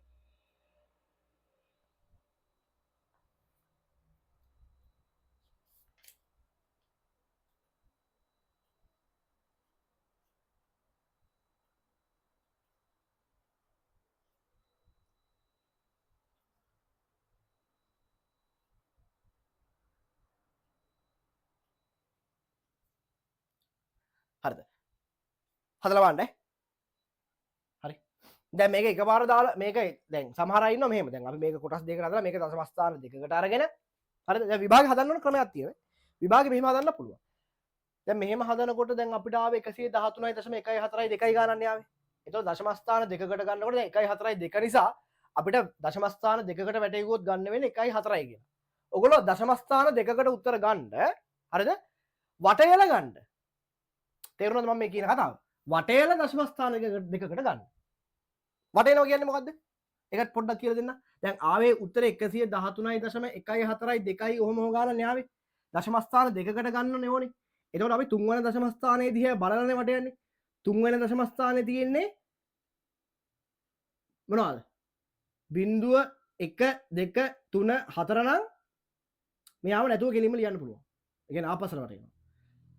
තුන්වන දශම ස්ථානයේ තියෙන පුතේ 5 6 7 8 9 කියන සංඛ්‍යා නම් මෙතන මොකද වෙන්නේ? එකක් වැඩි කරලා ලියනවා. එතන 1යි 5යි කියලා ලියනවා. හරි. ඒ කියන්නේ දැන් මෙතන ආවනම් මෙහෙම 113.14 5ක් වගේ ආවනම් දශම ස්ථාන දෙකකට වටයක් දිවා ලියන්න වෙන්නේ කීයද? 113.1 මෙතන අපි වෙන වගේක් දාමු. 7ක් වගේ ආව කියන්නකො. ඒ මාතෘකාවට ලියන්න කීයද? මේක 5ට වඩා වැඩි. 5 හෝ 5ට වඩා වැඩි. එහෙනම් 1යි 5යි කියලා වට යන්න වෙන්නේ. 1යි 5ක් වෙනවා. 1යි 4යි කියලා ගත්තේ අතර දෙකක් තියෙන නිසා. මම හිතනවා වට යන එක ඔයගොල්ලෝ දන්නවා ඇති පුංචි පන්ති වල කරනවා. හරි. හරි. ඒතකොට දැන් කලේ දශම ස්ථාන දෙකකට වටයලා අපි මේක අගෙන් අදාළ 20 වැඩි කළාම අපිට මේ ගාන එනවා. හරිද? දැන් සමහර අය මෙහෙමත් කරනවා. හරි. මෙහෙම කරන්න පුළුවන් ඈ. එකපාරම පුළුවන් නේ. මේ කොටස එකපාරම වියදම ලියන්න පුළුවන්. මෙයා අරගෙන මෙන්න මේ විදිහනේ. මේ පොඩ්ඩක් බලන්න.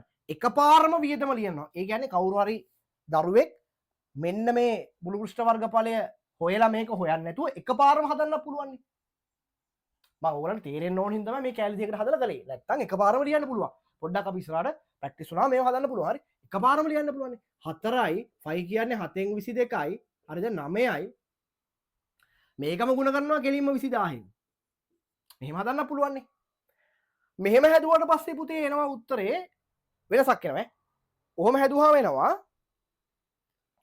22,62,857යි. 22,62,857යි කියලා එනවා. මෙතන ආවේ 800යි. මෙතන 857යි. 57ක වෙනසක් එනවනේ. හරි? අර කියන්නේ 800යි මේකේ 57ක් වැඩි වෙලා එනවා. එතකොට මොකද කරන්නේ? එතකොට කට්ටියට ප්‍රශ්නයක්. දැන් මොකද කරන්නේ අප්පා? අනේ මෙහෙම හදනවද මෙහෙම හදනවද? කෝකද හරි කියලා අහනවා. කෝකද හරි? දෙකම හරි. මාකින් ස්කීම් එකේ දෙකම තියෙනවා. මාකින් ස්කීම් එකේ බය වෙන්න එපා දෙකම තියෙනවා. මෙහෙම ඇදුවොත් මෙහෙම ලකුණු හම්බ වෙනවා. මෙහෙම ඇදුවොත් මෙහෙම හම්බ වෙනවා. උත්තරේ වෙනසක් ඉන්නේ ඇයි කියලා දැන් ඕගොල්ලෝ හයි. ඇයි දැන් එකම ක්‍රමේ නම් උත්තරේ වෙනසක් වෙන්නේ නැහැ කියලා. පුතේ උත්තරේ වෙනස වෙන්නේ මෙන්න මෙතනින්. 7න් 22කින්. 7න් 22 කියන්නේ මේක සුළු කරන්න මේ දැන් 3.14යි ඔහොම යනවා මේක ඉවරයක් වෙන්නේ නැති දශමයක්. ඒ කියන්නේ 7න් 22 නැත්නම් 22 7න් බෙදලා ඉවර කරන්න බෑ.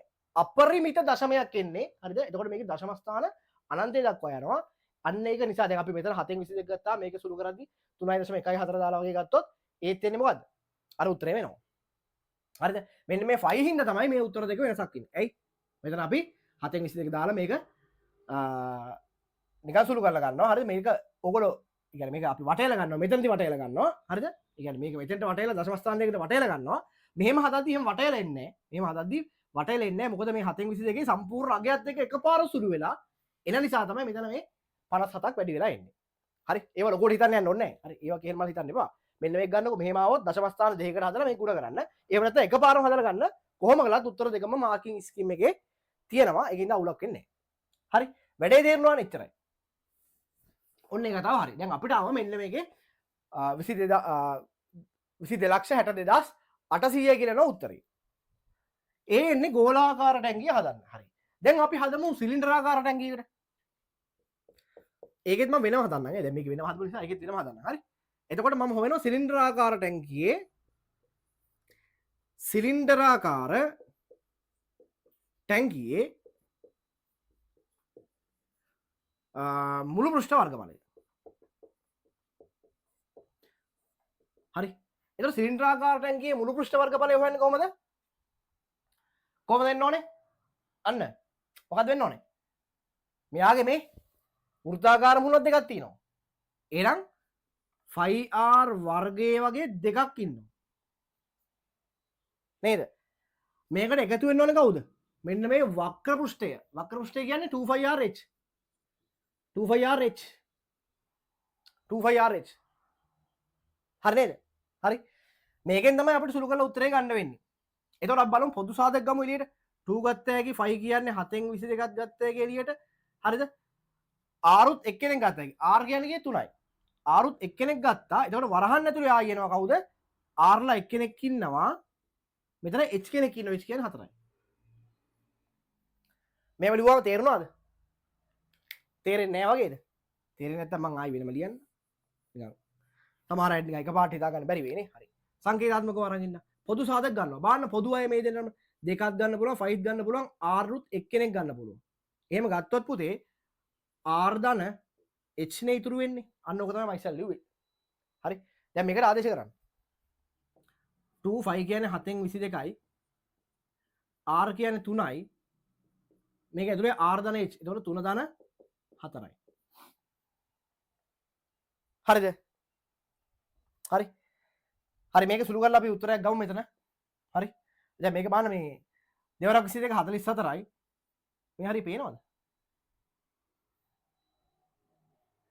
මේ පේනව අවුල නැහැ නේ හරි දෙවරක් 22 40 මේ දෙක 44යි 44 මෙතන 4 4යි 3යි 7යි 4 3 21යි කියලා ගන්න ආයි බෙදීම 7යි කියලා එනවා ඒක 4ක් 3යි කියලා කැපෙනවා 44 වර 3 3 වරක් 4 12යි 3 4 12 1යි 13යි 132යි वर्ग मीटर කියලා එනවට 132යි वर्ग मीटर කියලා එනවා හරි 132යි वर्ग मीटर කියලා එනවා හරි දැන් අහන්නේ ඕක නෙමෙයිනේ අහන්නේ වියදමනේ හරිද දැන් ඉන්න තමයි මදි කේස් එක හරි හරි මම වියදම කියන එක මෙතන ලියන්නකො නිකන් හරි දැන් අපිට ඕනේ ඊළඟට වියදම මම කිලිම මෙහෙම දාන්නම් මෙතනින් හදන්නම් පුතේ වියදම කියලා දාලා මෙහෙම හදාගන්න පොඩියට හරිද මේ කැලේ වෙනම හදාගන්න මේ කැලේ වෙනම හදාගන්න වියදම මම මෙතනින් හදනවා හරි එතකොට වියදම හොයන්නේ අර 132 ගුණ කරන්න ඕනේ අතන කාගෙන්ද 15000 132 ගුණ කරන්න 15000 හරි එතන ගුණ කරලා බලන්න 132 15000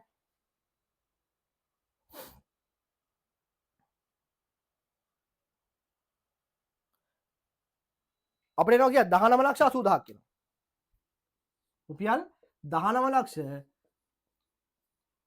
80000ක් එනවා 19 ලක්ෂ 80000ක් එනවා හරිද දැන් බලන්න මෙතන හෙල්ල තියෙන්නේ 19 ලක්ෂ 80000යි මෙතන ආව කීයද 22 ලක්ෂ 62800 හරි දැන් අපෙන් ගාණ ඇහුවේ මොකක්ද ගාණ ඇහුවේ මොකක්ද සිලින්ඩරාකාර ටැංකිය තැනීම වඩා ලාභදායී බව පෙන්වනවා ඉතින් පේනවා නෙමෙයි සිලින්ඩරාකාර ටැංකිය හදන්න යන්නේ ලක්ෂ 19යි මෙයා හදන්න ගෝලාකාර ටැංකිය හදන්න ලක්ෂ 22ක් යනවා වෙන අපිට මෙතනින්ම පැහැදිලි කරන්න පුළුවන් එම නිසා සිලින්ඩරාකාර ටැංකිය සෑදීම වඩා ලාභදායී වේ කියලා ලියන්න පුළුවන් හරි එම නිසා සිලින්ඩරාකාර ටැංකිය සෑදීම වඩා ලාභදායී වේ කියලා ලියන්න පුළුවන් හරි එතකොට ඔන්න ඒ කතන්දරේ අවසానයි හරි ඒ කතන්දරේ අවසానයි හරි ඊළඟ පුතේ C කොටසක් තියෙනවා C කොටසක් තියෙනවා හරි හරි C කොටස මම ආයි ඒකේ වෙනම රූපයක් තියෙන නිසා මම අඳින්නම් වෙනම හරි බලන්න මේවා ලේසි හරි ගෙදරදී තනියම හදන්න හරි පාස් පේපර්ස් ගන්න ටික ගෙදරදී තනියම හදන්න තනියම හදලා උත්තර ගන්න try කරන්න බලන්න ඔයගොල්ලෝ තනියම හදලා උත්තර ගත්තාම හරිද කොච්චර ෂොක්ද කියලා ඔයගොල්ලන්ට තේරෙයි තනියම හදලා උත්තර අරන් බලන්නකො උත්තර එනකොට දැනෙන සතුට කොහොමද කියලා හරි ඊළඟට මම යනවා ඒකේ C කොටසට හරි මේකේ C කොටසට යනවා හරිද පුතේ මේකේ කියනවා මෙහෙම දැන්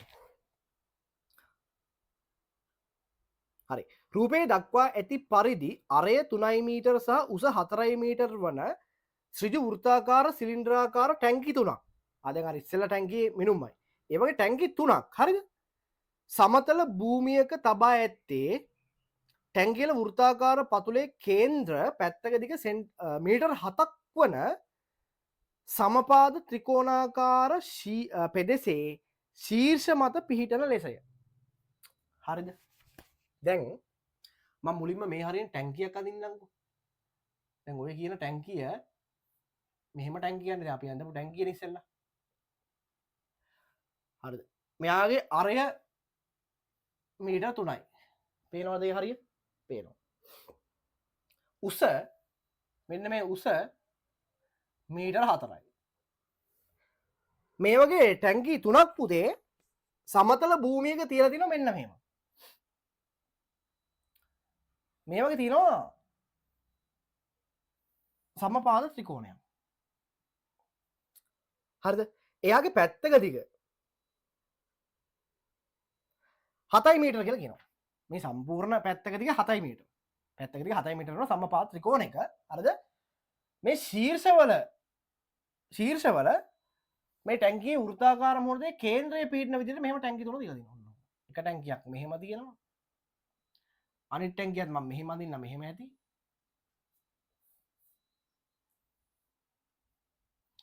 අනිත් ටැංකියත් මෙහෙම අදින්න ටැංකි තුන ඔන්නෝම තියෙනවා ඊට පස්සේ මෙන්න මේ ටික අඳුරු කරලා තියෙනවා මේ ටික මෙහෙම අඳුරු කරලා තියෙනවා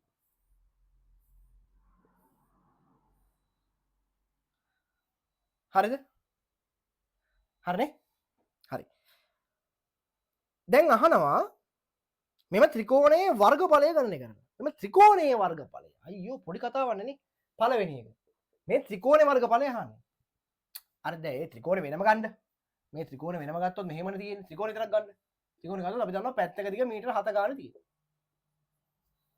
හරිද එතකොට මෙයා සමපාද ත්‍රිකෝණය නිසා අපි දන්නවා මේ කෝණයේ අංශක 60යි අංශක 60යි එහෙනම් ඉතින් මෙයාගේ වර්ගඵලය හොයන්න අපි දන්නවා මෙයාගේ වර්ගඵලය හොයන්න පුළුවන් පුතේ භාගයයි AB sin θ නේ භාගය AB sin θ නේ මේව කළා ඇති වෙනකන් හරි එතකොට මෙතන සුළු කරන්න භාගයයි A සහ B කියන්නේ පාද දෙකනේ 7 ගුණ කිරීම sin 60යි මූල 3 බෙදීම 2යි sin 60 කියන්නේ මූල 3 බෙදීම 2යි නේ හරි sin 60ට අපිට ගන්න අගයක් මේගොල්ලෝ මේකේ දීලා නැත හරි එහෙනම් සුළු කරලා අපි උත්තරයක් ගමු හරි හරි බලන්න මෙතන කීයක් එනවද 7 වරක් 7 49යි මෙතන මූල 3 බෙදීම 4යි කියලා නෙන්නේ නේ හරි හරි බලන්න 49යි මූල 3 බෙදීම 4 ගන්න හරි අපි මෙතන ගමු පුතේ ගමු මෙහෙම හරි අපි ගමු මූල 3 කියන්නේ 1.7යි 3යි කියලා ගමු එහෙම සුළු කරලා දාගමුනේ හරි අපි මෙතන ගමු 49 ගුණ කිරීම මූල 3 කියන්නේ 1.7යි 3යි කියලා ගමු ඒක බෙදමු 4යි හරි මූල 3 කියන්නේ මම 1.7යි 3යි කියලා ගත්තා දශම ස්ථාන දෙකකට ගත්තා හරි දැන් සුළු කරලා ගන්න උත්තරේ 49 ගුණ කිරීම 1.7යි 3 එක බෙදන්න ඕනේ 4න් අපිට එනවා 21.192යි 21.192යි 2.5 කියලා එන්නේ 1.9යි වර්ග මීටර කියලා අපි දාමු 21.1.9යි වර්ග මීටර කියලා අපි දාමු හරිද පැහැදිලිද හරි මට තප්පරයක් දෙන්න ඔයගොල්ලෝ ටක් ගාලා කතා කරන්න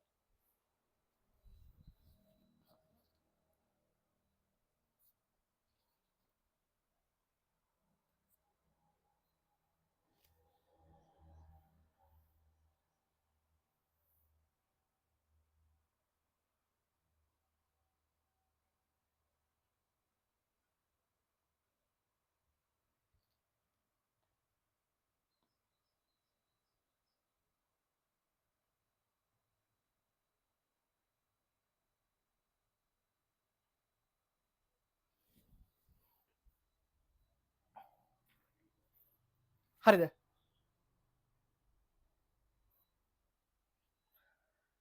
හරි ඊළඟට මේක හරි නේද හරි ඒක මම කෝකට ලියලා තියාගන්න අපිට ඕන වෙයි හරි ඉස්සරහට ඕන වෙන්න පුළුවන් ත්‍රිකෝණේ වර්ගඵලය අපිට ආවේ 21.1 හැබැයි මාගේ ස්කීම් එකේ පුතේ දීලා තියෙන්නේ 21යි කියලා හරි ඒගොල්ලෝ අරගෙන දැන් පූර්ණ සංඛ්‍යාවට වටේලා හරි දැන් මොකද සමහර විට මේ ඉස්සරහා ගණනය කරන්න ඕන එකේ ඕන ඇති ඔව් තියෙනවා හරි එතන මාගේ ස්කීම් එකේදී අපිට ඇත්තටම එන හරි උත්තරේ තමයි 21.1.9යි වර්ග මීටර හැබැයි මාගේ ස්කීම් එක අරන් තියෙන්නේ 21යි කියලා හරි ආසන්න වශයෙන් 21යි වර්ග මීටර කියලා ඒගොල්ලෝ අරන් තිනවා මොකද 21.1 වර්ග මීටර 1.1 ගානක් කියන්නේ ඒගොල්ලෝ නොසලකා හැකිය තරම් කුඩා ප්‍රමාණයක් කියලා තමයි අරන් තියෙන්නේ හරි හරි ඊළඟට මොකක්ද අහන්නේ? මෙම ත්‍රිකෝණයේ සිලින්ඩරාකාර ටැංකිය මගින් ආවරණය නොවූ පෙදෙසේ වර්ගඵලය ගණනය කළ යුතුව ඇත. ආ කියන්නේ මේ අඳුරු කරපු කොටසේ වර්ගඵලය ගණනය කරන්න ඕනලු. ඉහත රූපයේ අඳුරු කර ඇති කොටසින් පෙන්වා තියෙනෙත් ඒකමලු. එහි වර්ගඵලය අහනවා. එහෙනම් අපෙන් අහන්නේ මේ අඳුරු කරපු කොටසේ වර්ගඵලය කීයද කියලා. දැන් බලන්න මෙතන මොකද්ද කරන්න තියෙන්නේ කියලා. හරි. ලේසියෙන් මම මේ වගේ ගානක් කළාද කොයිද? හරි. මේ ගානක් කළාද කොයිද? මේ බලන්නකෝ. දැන් මෙතන මට කියන්න මේ තියෙන්නේ කේන්ද්‍රික ඛණ්ඩ තුනන්නේ. නේ? මෙයාත් මේක පළවෙනි කේන්ද්‍රික ඛණ්ඩය, මේක දෙවෙනි කේන්ද්‍රික ඛණ්ඩය, මෙයා තුන්වෙනි කේන්ද්‍රික ඛණ්ඩය. දැන් අපි කරන්න ඕනේ මොකද්ද? ත්‍රිකෝණයේ වර්ගඵලය 21යි කියලා හොයාගත්තා. අපි මේ 21ගේ ගමු. හරිද? ආසන්නගිය 21යි කියලා හොයාගත්තොත් මේ 21න් මෙන්න මේ කේන්ද්‍රික ඛණ්ඩ තුනේ වර්ගඵල ටික අඩු කළොත් මේ අඳුරු කරපු කොටසේ වර්ගඵල එනවනේ. හරිද? එතකොට දැන් කේන්ද්‍රික ඛණ්ඩ ගත්තාම මේ කේන්ද්‍රික ඛණ්ඩ වල මේ කේන්ද්‍ර කෝණයේ පුතේ අංශක 60යිනේ. ඇයි මේ ත්‍රිකෝණේ සමපාද ත්‍රිකෝණයක්. එහෙනම් අංශක 60 ගානේ මේ තුන් දෙනා ඉන්නේ. මෙයත් අංශක 60යි. හරිද? හරිද? එතකොට කේන්ද්‍රික ඛණ්ඩ තුනේ වර්ගඵල මෙයාගෙන් අඩු කළා නම් හරි. හරි. ඉතින් මේ බලන්න. ඔයාට එකපාරම ලියන්න පුළුවන් වෙන්න මෙහෙම මේ අඳුරු කළ කොටසේ වර්ගඵලය සමානයි ත්‍රිකෝණයේ වර්ගඵලය 21යි කියලා ගන්නකො. නැත්තම් 21.1 දාලා හදන්න අවුලක් නැහැ. හරි. 21න් අඩු කරන්න 21න් අඩු කරන්න මාගේ ස්කීම් එකේ දීලා තියෙන අගයන් ටික බලමු. මාගේ ස්කීම් එකේ දීලා තියෙන පුතේ ඔයගලන්ට